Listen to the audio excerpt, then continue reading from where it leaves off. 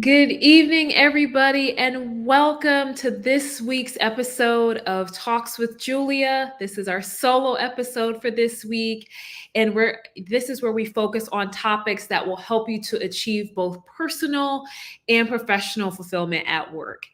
And so, if this is your first time joining our live stream, I'm your host, Julia Rock. I'm the head career coach at Rock Career Development, and I'm just really excited about tonight's conversation because it's something that I have lived for myself, and I'm looking forward to sharing some insights with you as to how you can prevent burnout at work. Some recent statistics have shown that, I think it was for 2023, that close to about 60% of American workers have at least experienced moderate burnout. And so more than half of the workforce in this country has been dealing with burnout on some level, at least moderate burnout. So that means there's several people in there who have experienced severe burnout or worse.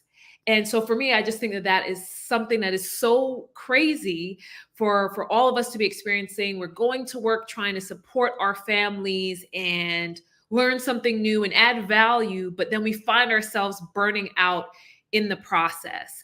And so I wanted to take some time tonight, when it's just the solo episode, for us to talk a little bit about how you can practically prevent burnout. It's easy to say, well, just work less, or, lessen your workload. Those are things that are super high level and not really practical in nature. And so I want to make sure that you are able to take something away from tonight's conversations, that if you are currently experiencing burnout in some way, that there's something that you can implement and really transform your workplace experience right now. As much as we would like for our leadership teams and our management teams to help alleviate burnout, and I do train teams on that, or train leaders on that, it's still your responsibility as an individual to set the boundaries that are required to ensure that you do not end up burnt out, overwhelmed, and exasperated at work. And so what I will share tonight for you are some of the things that you can do to kind of take things back into your own hands and make sure that you are creating the space you need to work effectively without overworking and ultimately burning yourself out. So let's talk about a few of the things that can really help with preventing burnout. Because as I said, there are a lot of things people could say, just work less, right? But what are the practical things that you can do right now? The first thing is for you to regain control of your calendar. This is one of the biggest areas where people find themselves burning out. When I was dealing with burnout, it was because I left my calendar open for people to schedule as they saw fit. And I was accepting all the meetings that were coming onto my calendar because I said, okay, I want to make sure I'm involved in everything. I want to make sure I'm participating and I know what's going on. And I was in all the just in case meetings and the meetings that we took offline to then bring back online, and the follow-up and the this and the that. And one of the biggest ways you can create space for yourself and start to fight back against burnout is to regain that control of your calendar. You don't have to take every meeting that's placed on your calendar. You don't have to. You don't have to be involved in every just in case meeting. You don't have to be involved in every discussion. It's important for you to take control of your calendar and make sure that things are only being scheduled if it's truly necessary for your participation. And if you're not sure how to do that, one of the biggest things that I always ask when I get a meeting that doesn't have an agenda, or I'm not sure why I should attend, I reach back out to the organizer and I ask the question, hey, I saw that you invited me. Thank you so much for including me. Would like to better understand the purpose or the objective of this meeting, or what are the expected outcomes of this discussion? Or what do you think my input would be, or how would my input be valuable in this discussion? It's important for someone to be able to articulate to you why your presence is necessary. And I know sometimes in management roles, if you're in a leadership role in an organization, they may be inviting you to say, hey, we just want you to be aware. If you know that it may not be necessary for you to actually be there, they could just send you the follow-up or the email, the meeting minutes, then don't be afraid to say, hey, I think you guys can carry on this discussion without me. Just share the action items and the minutes after the meeting, and I'll follow up if required. And so it's so important for you to set those boundaries and when it comes to your calendar. And one of the other things that I have done when it comes to dealing with burnout and making sure that I'm creating my own space is time blocking. You can set the time that you need, whether it's for emails, whether it's for lunch, whether it's for your walk around the block, whatever it might be, set that time in your calendar and protect it. What happens when we schedule some of these time blocks is that we tell people, oh, well, I just have this block scheduled for whatever, you can schedule over it. And then we wonder why we're burnt out or why we're frustrated, because we keep letting people schedule over the time that we're supposed to have for ourselves. And so it's so important for us to regain that time and regain that control of our calendars so that we have the time we need to get things done productively and efficiently and effectively, versus having our minds all over the place because we've been in 10 meetings for the day and then we now have to start working, at 5 p.m.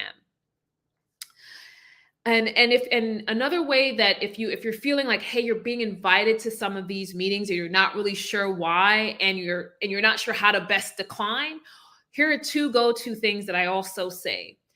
This meeting I would love to attend, but it currently conflicts with my work priorities. Can we reconnect after the meeting to see if there are any action items for me? Or perhaps you don't have the right expertise for this discussion and they're just trying to gather whoever they think may have some knowledge. And you can say, hey, the right contact for this discussion is ABC or XYZ. And please, it would be best for you to involve them in this discussion as they have more expertise in this area. And so there's nothing wrong with declining meetings that really aren't places that you can add value to. The next thing is to start asking more questions. Start asking more questions. A lot of times when we get work assignments, what we find ourselves doing is we're just taking what's given to us. Someone asks us a question and we're running to do all the things. But honestly, not every question that's asked needs to be a work driver.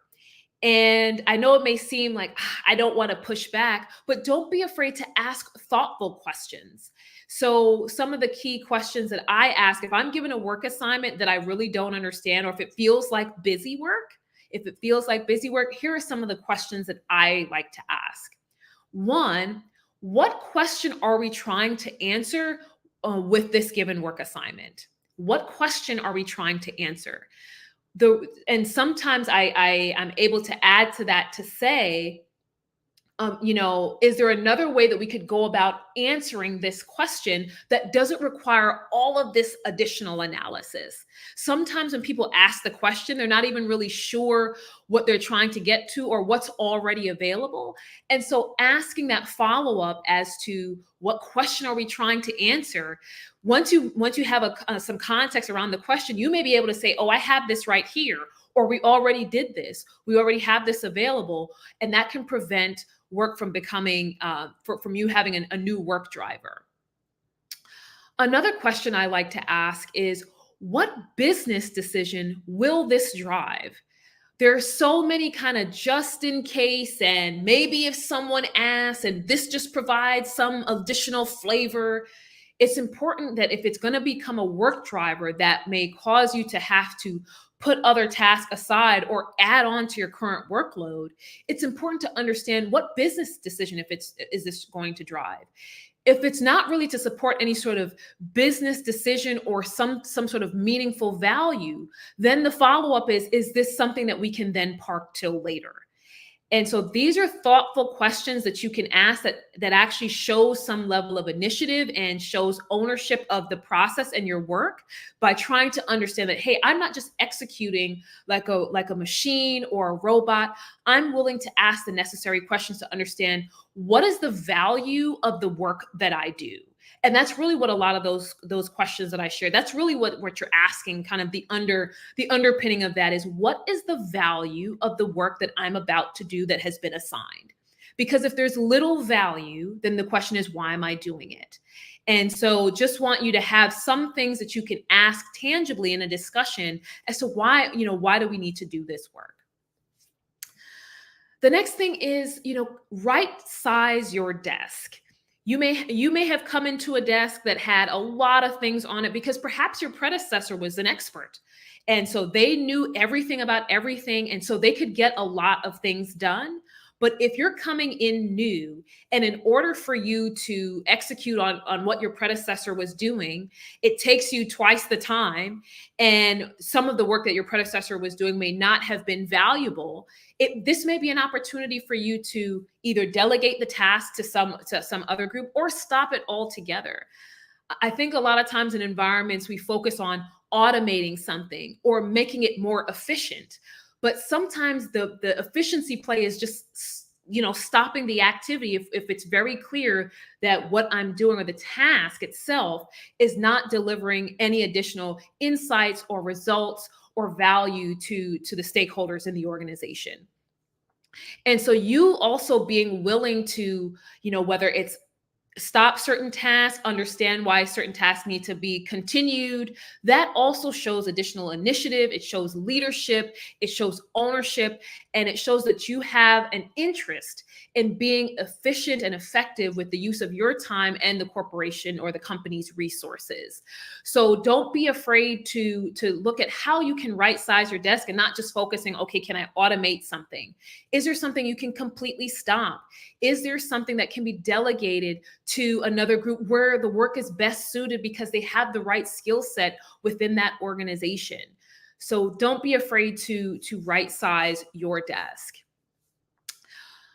The next one I think is important, because we many times when we're having conversations with our boss, we're focused on just kind of the immediate task at hand. And so the next item is for you to increase the frequency of your one-on-ones, or start to share more in those discussions. If you're just going over your immediate task list, your manager may not fully understand what all is on your desk and what all the things that you're juggling to try to meet the expectations and the deadlines and milestones that are set forward.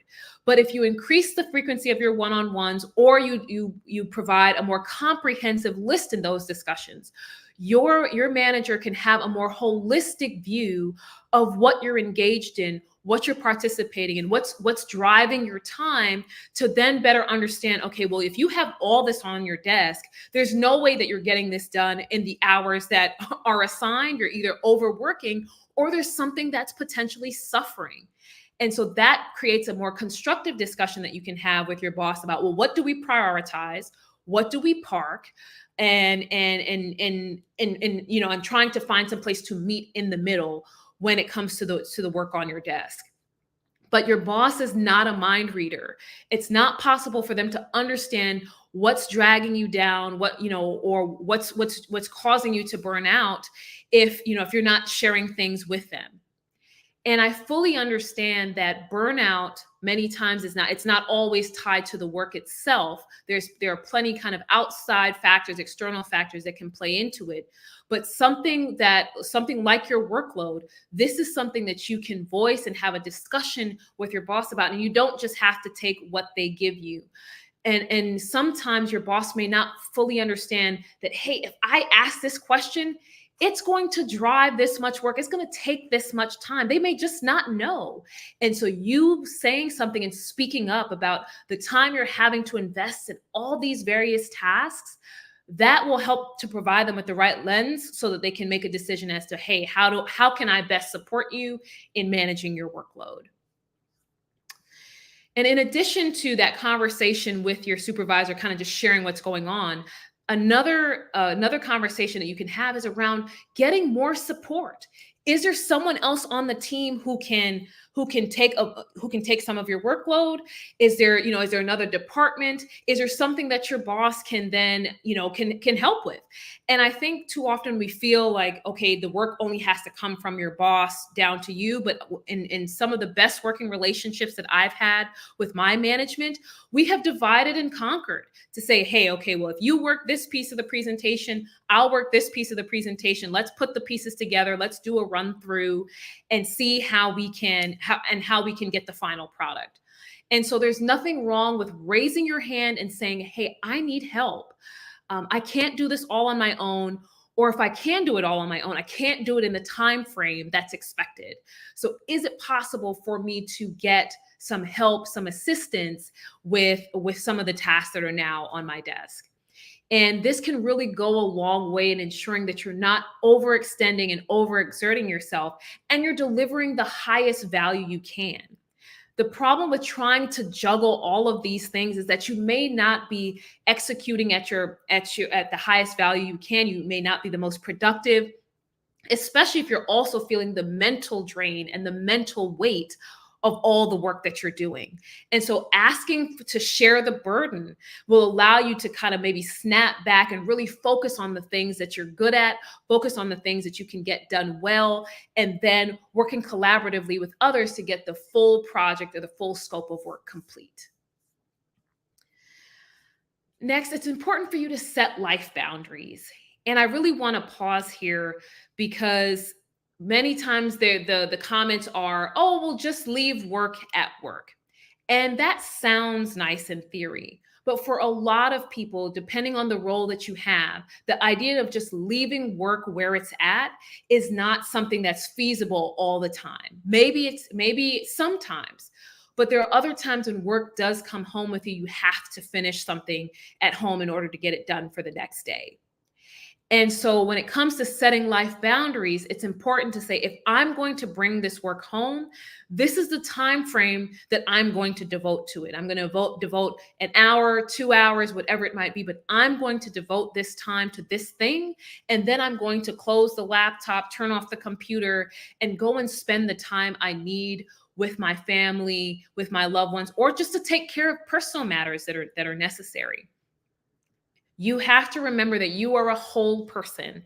And sometimes it may feel like you're just existing to get up, go to work and come home, and you repeat this cycle. But you are a whole person with family, with friends, with a life outside of work. And if you don't set the boundaries, it's going to be harder for other people within your workplace to recognize the boundaries that are important to you because they don't see any. So it's important for you to set those life boundaries and say, this is when I'm going to do my work, and this is when I'm not. This is the time I'm going to spend with my family, and making sure that your priorities are in the order that feel right to you. At the end of the day, you're supposed to give your best at work, give it your all, but at the same time, your family and your friends and your life are truly important. And you can't really survive even at work if you're not taking care of those important home and life issues. And something that kind of underpins all of this is learning how to say no. Learning how to say no. One of the things that many of us struggle with at work is that we don't want to upset anyone. We want to be team players. We want to be seen as someone who's giving it their best. And saying no sometimes may feel like it's being combative in some way, or coming across as if you're lazy, or if you don't want to get work done. But saying no allows you to protect your mental peace and your mental capacity to focus on things that are actually mission critical and value added. And so part of this whole exercise of preventing burnout is getting into that mindset and that ability to say no to something. And it comes with you asking yourself, am I just doing this because I feel like I need to please people? Or do I actually feel like this is valuable? Or do I even understand why I'm doing it? and cultivating those thoughtful questions we discussed, and realizing that saying no does not mean you're not part of the team. It doesn't mean that you're being insubordinate. It means that, again, you are protecting your mental space and capacity to execute at the level at which you expect and the organization expects of you. And if you're not really sure on how to actually say no, I've got some ideas for you. So let's think about the situation where your boss is putting new things on your desk that you know that you can't handle right now. And perhaps it's because there are some deliverables that you had already discussed with your boss, and now this is kind of a break-in. And honestly, with the time that you have, it's going to be hard for you to do everything. So one thing that you can share, or you can respond to your boss with, is, I'm happy to take on this assignment. Thank you so much for sharing it with me. However, we did align on XYZ deliverables for next week. Is it possible for us to revisit or check in for this new assignment after I've completed these current items? So you're still saying no, hey, I'm not going to do this right now, but you're offering a solution so that your boss understands that you're willing to do the work. But trying to do everything at the same time is not going to get get the desired result. It's not going to be at the level of performance expected, and it's going to possibly compete with the things that they already told you that are a priority. So it's an easy way to say no in a professional manner, and your boss should be understanding as to say, oh yeah, we did talk about X, Y, and Z. I'll be honest, with teams that I have managed, I'll go to them and say, hey, can you get this for me? And they have come back and said, hey, I'm still working on this other thing we discussed yesterday. How urgent is the thing that you just sent me? And sometimes it's just that I've forgotten. And I said, oh no, finish up that other thing, and then let's reconnect on this other issue. We don't have to do it right now. But sometimes, again, managers, we forget things. We forgot we had this discussion. We forgot what we had breakfast that morning. And so being able to say no in a professional manner, and hopefully reminding your boss or your leadership that, hey, we already aligned on things to get done. So let me finish these, and I will get back to these other areas afterwards. The same thing goes for work that may be coming from a colleague. A colleague may be reaching out saying, hey, can you help me with this or that? Or, hey, can you take this portion of this project? And there's nothing wrong with saying, thank you for thinking of me to participate, but I've actually got some other key priorities right now that are urgent and I need to get completed by XYZ. Can we pick this up afterwards? Or is there another resource on our team that may have more capacity? That doesn't mean that you don't want to be involved, but it does mean that you have a defined workload right now that you have to get completed, and you don't need to take on a ton of extra work and then burn yourself out, and again, not deliver the highest level of value you can. And then the last thing I'll mention is think about and look at the compatibility and values between you and the organization. Burnout can stem from a number of places, as I mentioned earlier. And one of those places could be that that the values that you have and the compatibility that you once had with the organization, those things are now diverging. And that's okay. Sometimes when you're working in an organization, you were in a different place in life when you got started. You had a different vision of success. You had a different vision of what you saw for your career goals at the time. And then, as the years pass, maybe things have changed. Maybe your mindset is different, but you're still trying to do that work and still trying to work in that same environment when you've become a different person and things may not have aligned. And so I want you to think about, is this the time potentially to maybe think about new opportunities? It may be that the role is an issue, and then perhaps there are new opportunities in the organization. Or it may be that that overall the company is no longer a fit for you, your career values, what's important to you, or as well as your goals. And I want you to know that there are roles beyond the role that you're in right now. And there are companies beyond the one that you're in right now. And that's not advocating for you to flip over your desk and quit your job tomorrow. But what I am saying is for you to take a good hard look at where you are right now and what is important to you. And perhaps some of the overwhelm you may be feeling, or the exasperation or frustration, it may not just be from the tasks or the workload. It may be that you're no longer compatible, or your values themselves are no longer in alignment with that of your organization. But before we wrap up, I did want to also offer some honorable mentions when it comes to helping to prevent burnout. And honestly, the overall honorable mention is to take time for self, take time for you, whether it's mental health days, exercise, self-care, just going out and doing something fun. If we stick ourselves in the race of get up, get dressed, go to work, come home, sleep, get up, get dressed, go to work, go home, sleep. If we stick ourselves in that routine, it's hard. We find ourselves in that rut, and we find ourselves reaching that point of burnout. But when you're able to infuse the time that you need for self, taking that day to say, hey, today I'm just going to take the day off because I need to just take some time for my mental health and just recalibrate and regroup. Starting a new exercise routine, finding ways for self-care. And that just doesn't mean, going to the spa. Are there things that you can do to truly relax you, truly help you to meditate and release the stress? And like I said, do something fun, whether it's with your family, your friends, taking some time to do something fun. You don't have to live with burnout. Burnout does not have to be part of your job. It doesn't have to be part of your workplace experience.